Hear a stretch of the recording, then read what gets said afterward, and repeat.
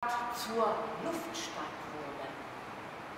Es war einmal in den 90er Jahren im vorigen Jahrhundert des vorigen Jahrtausends, dass 4 hochrangige Persönlichkeiten des öffentlichen Lebens im Hubschrauber über der Stadt Stuttgart kreisten.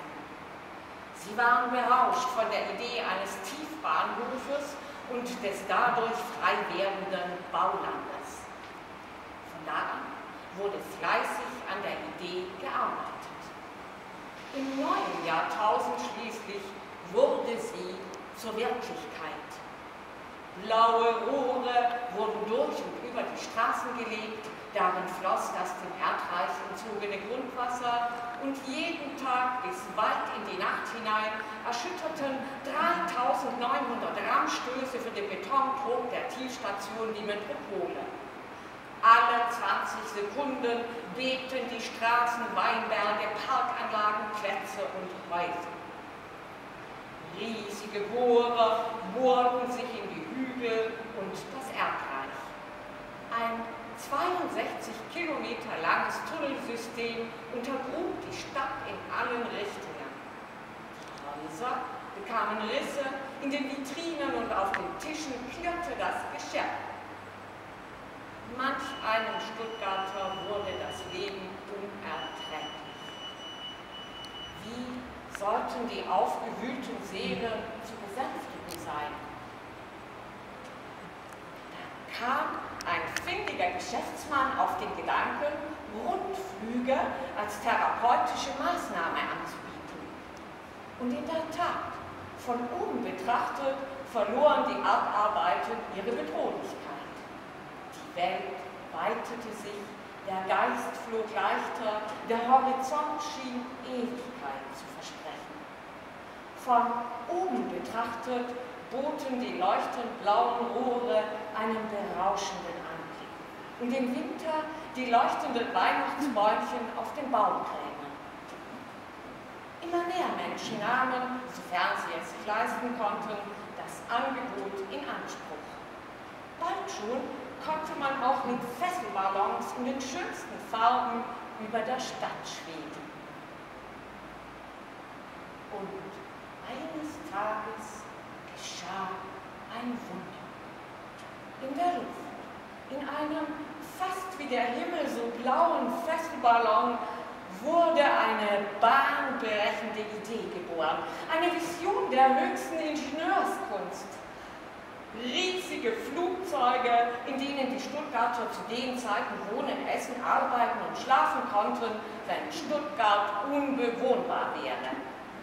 Und die Flugzeuge wurden gebaut und konstruiert. Sonne, Mond und Sternenlicht betrieben die Instrumente und Motoren.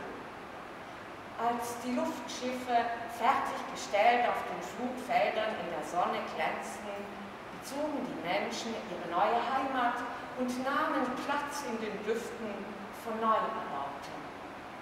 Sie richteten sich ein mit dem wohligen Gefühl des unerquicklichen Stadtlebens für eine Weile enthoben zu sein.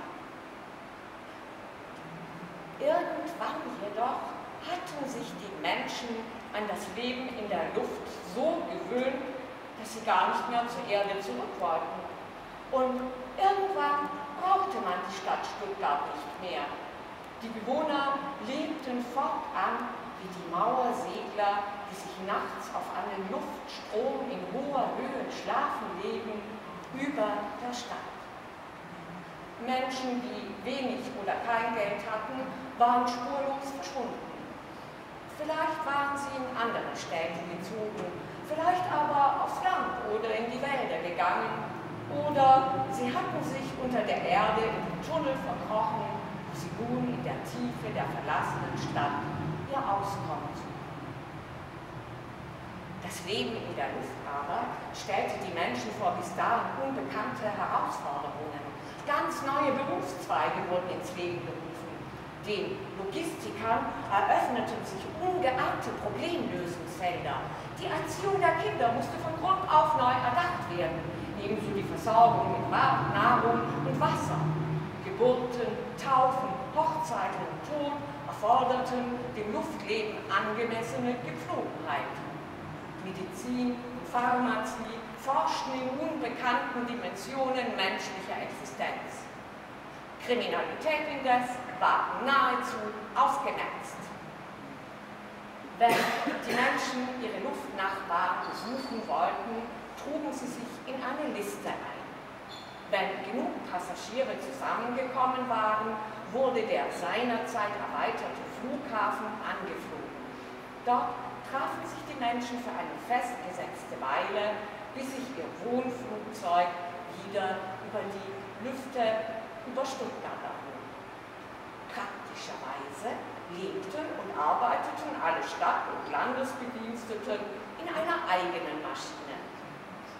Aus Düsen strömte Wald, Heu und Meeresluft, damit der Aufenthalt angenehm wäre. Das Wichtigste allerdings: Mit einem Male machte der Flughafenausbau Sinn, der sich zuvor den meisten nicht erschlossen hatte. So viel Weitblick und visionäre Kraft hätte seinerzeit niemand den Verantwortlichen zugetraut. Beschämt und bewundernd musste man nun den Projektbetreibern recht geben, was für eine herrliche und zukunftsweisende Idee einst die Tieferlegung des Bahnhofes gewesen war.